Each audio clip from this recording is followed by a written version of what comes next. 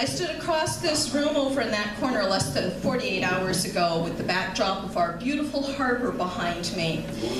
And in spite of its beauty, I think that it would look much better with the night lights of an overwintering oil rig drill.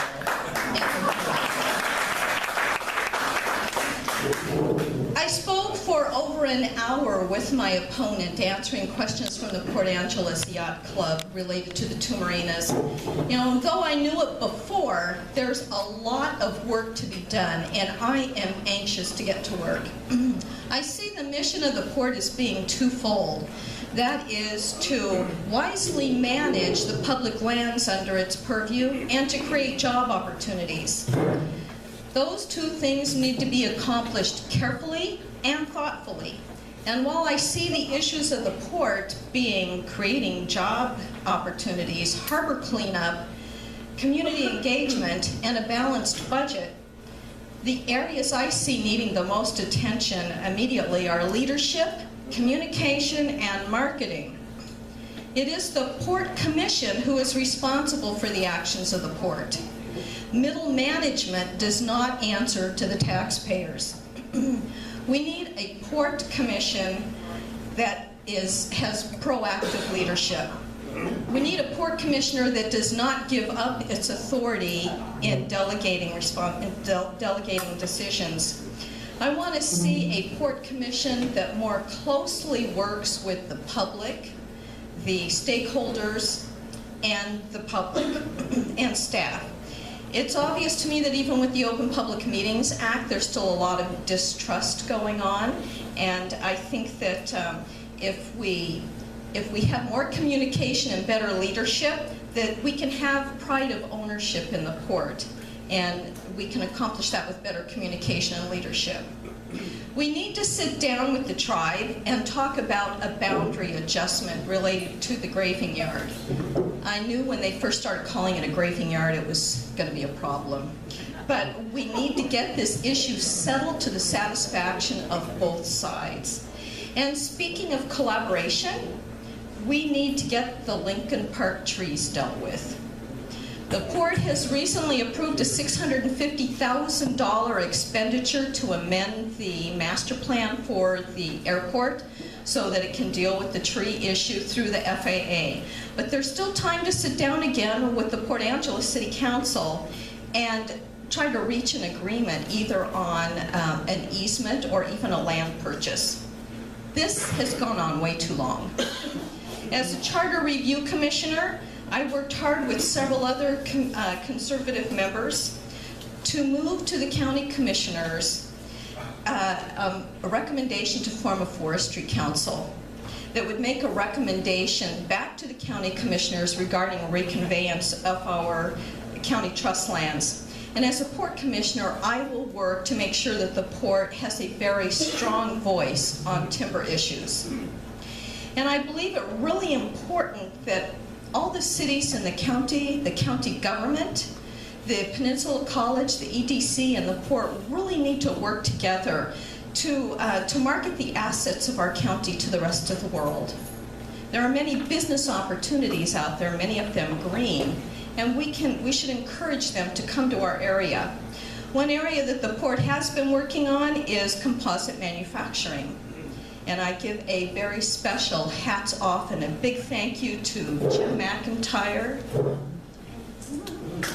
and to Bill Peach for seeing the importance of this project and to stand up to an overreaching treasurer and delivering the opportunity funds to the port in the amount of $1 million to help with the infrastructure construction of the 2220 building.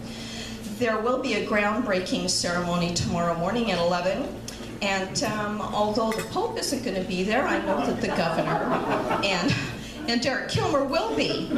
And we got $285,000 at the city. Thank you, Jim. Thank you again. I have a little demonstration sample of the non-toxic, non-hazardous product that will be developed in the building that is being built. and you're all welcome to see it, sniff it, lick it if you want, I don't care. But I am a strong advocate of this program, and I hope that the ensuing businesses will be one way for us to stop exporting our children when they graduate from high school. My 17 years in public school district offices working in the areas of community relations, personnel, financing, and administration. My working for public businesses and owning my own businesses and working for the federal government. My community work on the Clallam County Planning Commission as a 2015 Charter Review Commissioner, the Government Affairs Committee on the Port Angeles Business Association, and the Crescent Community Advisory Council. And my honesty, my integrity, my common sense, and my determination make me the best choice for the next Port Commissioner representing District 3. Your support and your vote are very important to me. Let's move our port and our county into a new and prosperous era by voting Connie for Port Commissioner, District 3. Thank you very much. The people in this room. Next up, we have Brandon Janice, and he's going to run for Sequim City Council. And Brandon.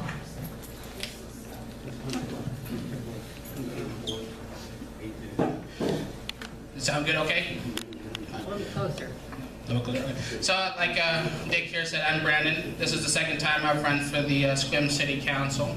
I'm going to be running against Pamela, if anybody knows her, for position 1, which is Erickson's previous seat. So this would be my first time as any elected official, so year 1 would be a very interesting time for me, learning the job and everything. But I think one thing that I know that I can do in year 1 is change the way that the city government currently operates. I think that the way the city operates in terms of how it interacts with the people of the community really needs to change, and that's one of the main reasons why I'm running this term.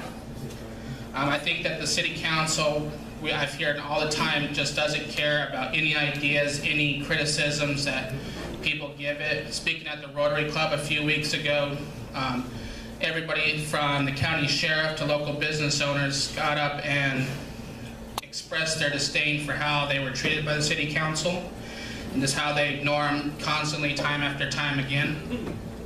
I think that it's not just listening to the people that come before them that needs to change. I think it needs to the understanding of what people want. When people say no to a new city hall, but yet the city moves against it for $15 million in debt, I think it's another understanding that the city is not giving the people what they want for it. The same goes for the Metropolitan Parks District. When all 6 Sequim precincts voted against it, they still are going to go ahead and do it because of their own personal interests. I think, again, they're just shoving everybody's ideas, concerns aside and doing what they really want to do. The biggest thing that I hope to accomplish again during my first year would be to foster relationships between all those that have become disenfranchised with the city council itself. Working with Jim and Mr. Peach back there with the county, working with the port, working with NGOs, everywhere from Sequim family advocacies, to just anybody that has a stake in the city of Sequim, and most of all, the people of Sequim itself, who I believe are extremely disenfranchised with the current city council right now. So anybody that lives in Sequim, I hope you vote for me. I got information on the board, and tell your friends to vote for me. Thank you. Good afternoon. Hello, and thank you for being here. I'm Susan Shotthafer, candidate for Port Angeles School Board. For 11 years as a substitute teacher in Sequim and Port Angeles districts, I worked K through 12 in every school and subject. I earned credentials to teach and taught English, Spanish, and English as a second language. I earned a BA in political science, a certificate in international relations, and a master's degree in education.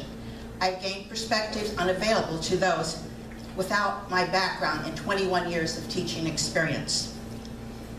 Ending her second term, Governor Gregoire lamented, "I came here determined to make the system work better, to invest more money. I put a lot more money into K through 12, but then you sit there and say, why have I not been able to get the result I set out to achieve?"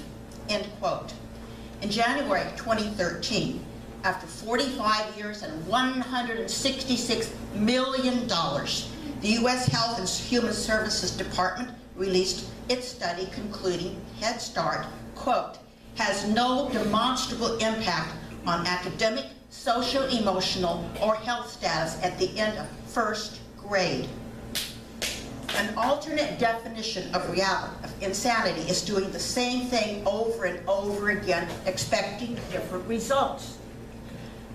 Mountains of research overwhelmingly demonstrate the ineffectiveness of now trillions of dollars ineffectively, futilely spent to improve student outcomes. The beginning of effective remedies to increase student learning starts with the acceptance of reality. Cultural deficiencies, not funding deficiencies, impede students' achievement. I advocate increased expectations for an elevated school culture to improve student outcomes without increased spending. I envision a vocational program bringing representatives from a wide variety of trades into the classroom. Trade reps could provide overviews of their trades requirements, training programs, and vocational options for employment. Additionally, to encourage graduation, I will urge the school board to promote and seek many more vocational scholarships. Secondly, let's raise our expectations by requiring students to arrive at school with an appearance showing they know school is for self-improvement, to prepare for adulthood, and to learn. Our students need a consistently enforced district-wide dress code to improve focus and performance. Our manner of dress influences our behavior and judgments people make about us. Psychologists believe that our clothing choices affect our performance. Don't we have a responsibility for policies assisting students to become the best they can be? Thirdly, also, to raise expectations of students, we should restrict all entertainment media in classrooms to increase student focus. This excludes teacher-initiated instructional use. This should include cell phones, now somewhat controlled, entertainment games, and televised media entertainment. Students finishing assignments early in class should expect to study for tests, complete work for other classes, and keep a book handy to read. Don't we want the highest standards for our students? We can elevate the school culture to increase graduation rates and student employment potential with responsible adulthood through highest expectations. If you want the right remedies for improved student focus, performance, and an enhanced academic environment, I ask for your vote. I'm Susan Shotthafer. Thank you.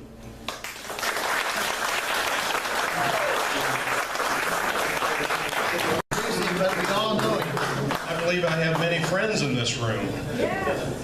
I am pretty assured that I'm not going to have any trouble getting votes out of this crowd here, but I will not neglect to ask you for your vote and your support as the campaign continues on through November 3rd.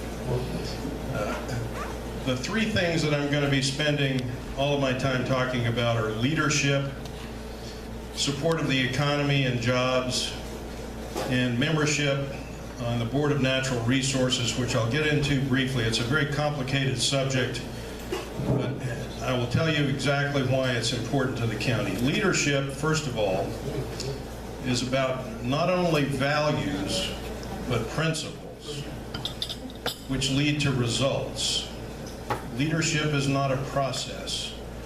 Leadership is about persuading people to your point of view, being able to count to two, and my good friend and colleague Bill Peach back there is number one sometimes, and I'm number two, and sometimes I'm number one and he's number two in terms of the number of votes you need to accomplish anything in the Board of County Commissioners. All I've got to do is be able to count to two. Three would be lovely, but two is sufficient. But leadership is about getting to two. Leadership is about accomplishing results in a common sense, cost-effective way for the taxpayers. The second thing, and this has been my theme for all of my 8 years so far in elective office, first as a port commissioner and second as a county commissioner, is to find ways to get behind Clallam County's economy and push just as hard as we can. We all know the needs of the economy. It's getting better, but there are clouds on the horizon, or clouds that have come over the horizon, as we all know, with the mill closures in Port Angeles and on the West End of late. So all is not rosy, but things are improving. And so my job is to continue to find ways to improve the economy in ways such as cooperating with the Port of Port Angeles, as you've heard, cooperating with the City of Port Angeles, cooperating with the City of Sequim on the wastewater treatment facility in Carlsberg that's going to be connected to the Sequim system.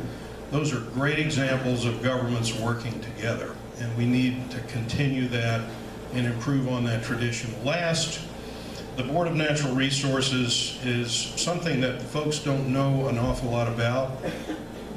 It's a policy board that has 6 members in Olympia. It meets in Olympia once a month.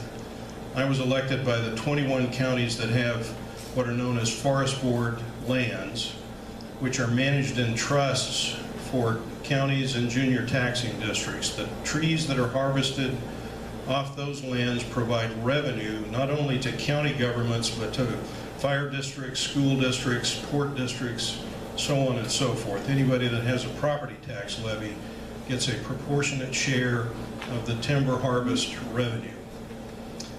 That's terribly important. By way of example, about 10 years ago, the county government was getting $2 million a year for general government and about $2 million a year for additional for roads. Nowadays, we get about $600,000 for general government and somewhere in that neighborhood for roads. So if you don't cut trees, you don't make money. My job on that board is to find 3 additional votes.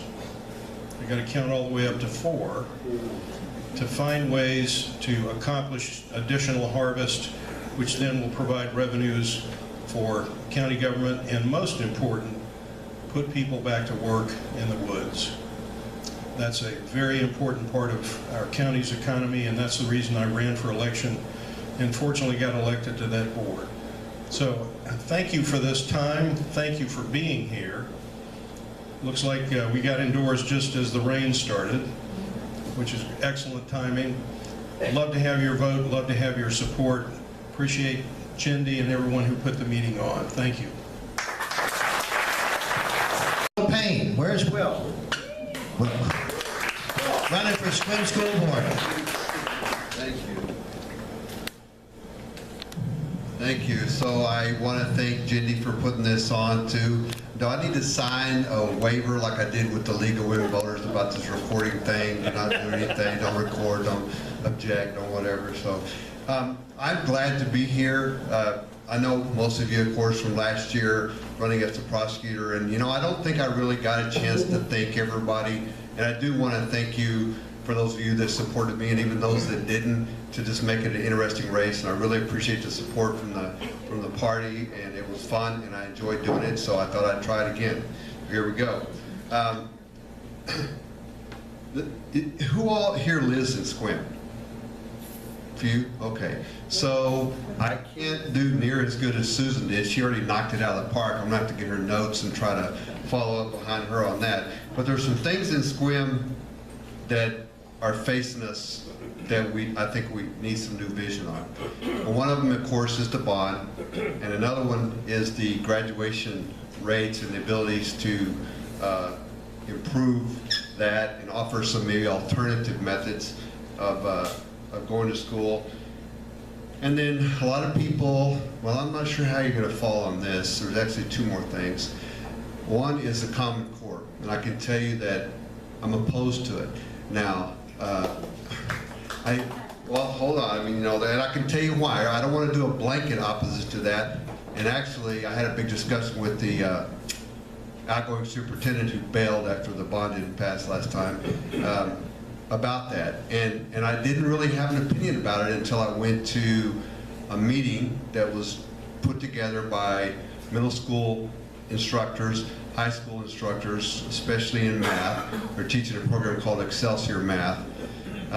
And we learned at that meeting, I think my kids were in the 6th grade then, 7th grade, that the kind of math that they were learning through the Common Core and the Excelsior, I forgot I'm on a time clock, aren't I? Okay, so it would not help them in college. We learned that by parents who have talked to me about now that I'm running for this, who have sent emails to colleges where they expect their kids to go to say, what do you think about this Excelsior Math program? If you've heard of it, you like it or what? And they said, well, be prepared when you come to college to relearn the way we all in this room probably learned math. So it's not working. It's not going to work. So that's just one element. I don't want to get really detailed. No, I'm not throwing a whole noose around Common Core and all that, although I think it needs some help. Sir? What? Was that a question or? No, I was going to say, excuse me. Oh. I was going to say our grandkids told us it doesn't matter if you get the answer right as long as you show that you tried to get it right. Well, maybe so. I don't know. I can tell you that I'm up every single day with my kids and my wife, sometimes until midnight. Now they're in the 9th grade, working on their homework. They're both got 4.0, but still, it's tough. You know, it's tough. Hold on, I'll get to that in a second. More questions, please? Yeah, hold on, we'll get some. So those are the things that I want to focus on when I get elected to the board with your help. And I am asking for your vote. I'm not asking for your support. I'm financing this campaign on my own. I don't have any signs and stuff yet because I'm waiting to do what we used to call in the Marine Corps sort of an oblique attack. I'm going to come in about next week and just blanket the city and they won't know what's going on. I'm running against a lady who's a veterinarian. I don't want her to talk about he, she, this and that. I just think I've got the skills that she needs. That you need to be the school board. I was a prosecuting attorney, and a lot of people think that you look at that job and say, well, he's harsh, he'll put people in jail, put people in prison, this and that. Well, that's fine. I think that just gives you a narrow focus. Now I'm a family law attorney. What I see by being a family law attorney, and I've done that for many years in my career, as well as being attorney general and doing dependency work, is I see directly how the schools impact families through parenting plans, divorces, dependency actions, work with CPS and things like that. So I think I have a unique position. She has kids in school, I have kids in school, so we both check that block. But I think I have a better unique position. And I know many people in the Sequim community and in Clallam County. I know I can interface with the business community, the legal profession, the medical profession where my wife works, to try to get the kind of support that we need in Sequim to make those schools better. And I'd ask for your vote. Thank you. Yeah, my little note here. Endorsements. I'm endorsed by, look on my website, Sue Ford's helping with my websites, williampayne.org, same as it was last time, but it's for the school board. I'm endorsed by former county commissioner Mike Doherty, current county commissioner. Actually, I don't think I can say what they do. So I'll just say Jim McIntyre, Bill Peach, Mike Chapman and his wife. I've got a broad base of support. I'd encourage you to take a look at my website and see the kind of support that I've got and the endorsements I have. And I'll let the rest of that. Thank you. Very good. Sean's running for, what are you running for, Sean? Fire district. Governor. Wow. You got my vote. There you go. Well, we have some serious problems, but I think we got some serious people to deal with it. I am running for fire commissioner for Fire District 3, and I think I just want to bring a common sense to the fire district. We spend a lot of money on things we really don't need. And I'm just going to use one example of this. We have a chief that's retiring at the end of this month. And about 6 or 8 months ago, they came to him and said, hey, you guys, you want a new car? And he said, no, I don't want one. You know, I'm retiring, I don't need one. Well, they bought it anyway. Now it sits at the training grounds and collects dust. We don't drive it, we don't use it, it's just an extra vehicle. And there's so many examples of that kind of stuff. So I think I just want to bring a common sense approach to the job. And when Jim mentions leadership, that was a really good point I really never thought about. Being a commissioner would be a leadership position, where I think the budget is a moral commitment to the people. And that's exactly what I want to do. I want to bring a just common sense, spend our money wisely, and just run it and actually hire our kids and stuff from around here. So we keep our kids. I have kids in the school. They go to school with Will's kids, and I'd like to keep them. There are no opportunities for them when they get out of high school. So all these other people that are working for me too, I do appreciate all that. So I am asking for your vote. I'd ask that you ask your friends, anybody that lives in Fire District 3. We cover from Diamond Point to Deer Park. I would ask for your vote and ask for your friends to vote for me. Thank you. Thank you, Sean. Is Sherry Kidd. Sherry is in the awkward position of not having an opponent, but you still got to vote for her. And I'll let her explain.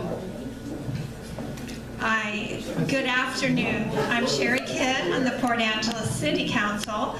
I'm running for, I'm up for re-election this year, and I want to, it's a nonpartisan position, and I want to thank you for being so gracious to invite me here today. I'm very honored to be here and to share this time with you. I have an empty chair here. I feel like Clint Eastwood with an empty chair. And the reason that I brought an empty chair up is because I have a unique circumstance in my election. My opponent sent emails recently in the last week or so to everyone saying that he quit. Well, when you sign up for an elected position, you have 10 days in which you may change your mind if you wish, and then you won't be on the ballot. But once you're on the ballot, you are a live legal candidate and a live legal vote. He has said he will not do any debates or public appearances. He's done, except if his friends do vote him in, he'll be happy to serve on the council.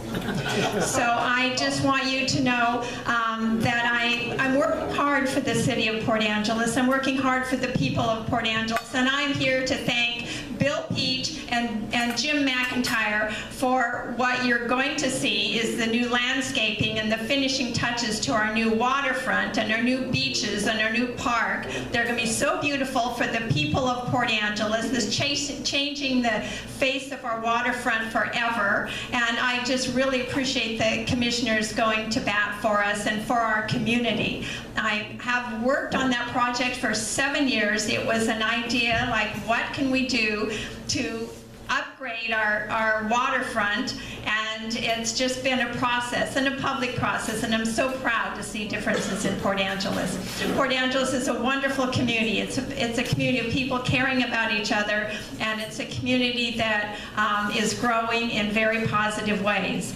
I'm very positive in Port Angeles. I'm Sherry Kidd. I'm running for re-election, and I do need your vote, because when they count the votes, that's the only way I'll be elected. Somebody saying he quit doesn't matter on the vote, on the ballot. It matters. Your vote matters, as it should, and I thank you so much.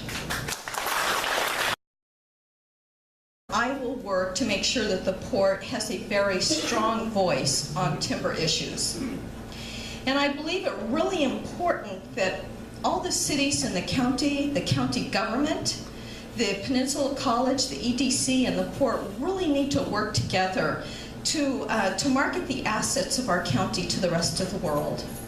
There are many business opportunities out there, many of them green, and we should encourage them to come to our area. One area that the port has been working on is composite manufacturing. And I give a very special hats off and a big thank you to Jim McIntyre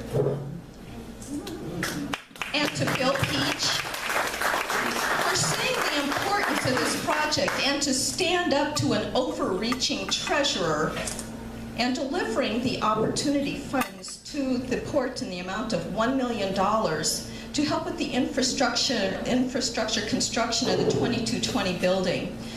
There will be a groundbreaking ceremony tomorrow. Immediately, our leadership, communication, and marketing. It is the Port Commission who is responsible for the actions of the port. Middle management does not answer to the taxpayers. We need a Port Commission that has proactive leadership. We need a Port Commissioner that does not give up its authority in delegating decisions. I want to see a Port Commission that more closely works with the public, the stakeholders, and the public and staff. It's obvious to me that even with the Open Public Meetings Act, there's still a lot of distrust going on, and I think that if we have more communication and better leadership, that we can have pride of ownership in the port, and we can accomplish that with better communication and leadership. We need to sit down with the tribe and talk about a boundary adjustment related to the graving yard. I knew when they first started calling it a graving yard it was going to be a problem. But we need to get this issue settled to the satisfaction of both sides. And speaking of collaboration, we need to get the Lincoln Park trees dealt with. The port has recently approved a $650,000 expenditure to amend the master plan for the airport so that it can deal with the tree issue through the FAA.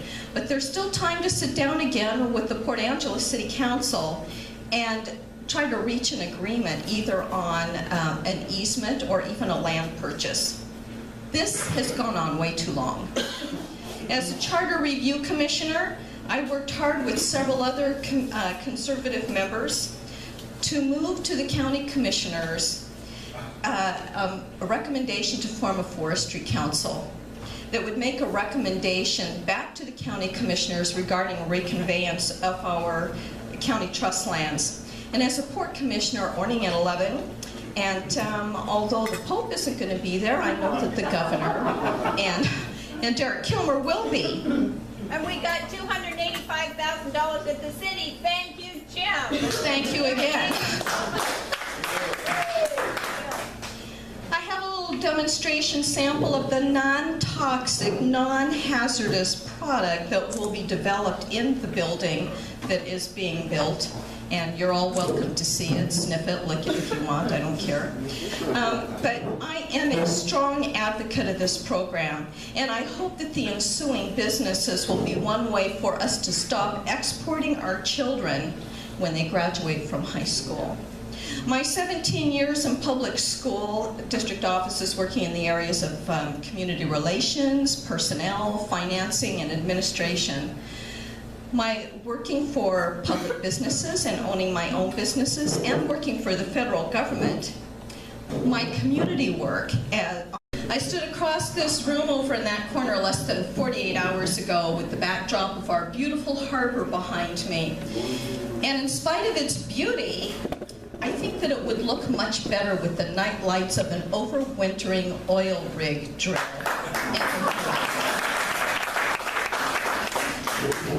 I spoke for over an hour with my opponent answering questions from the Port Angeles Yacht Club related to the two marinas. You know, though I knew it before, there's a lot of work to be done, and I am anxious to get to work. I see the mission of the port as being twofold. That is to wisely manage the public lands under its purview and to create job opportunities.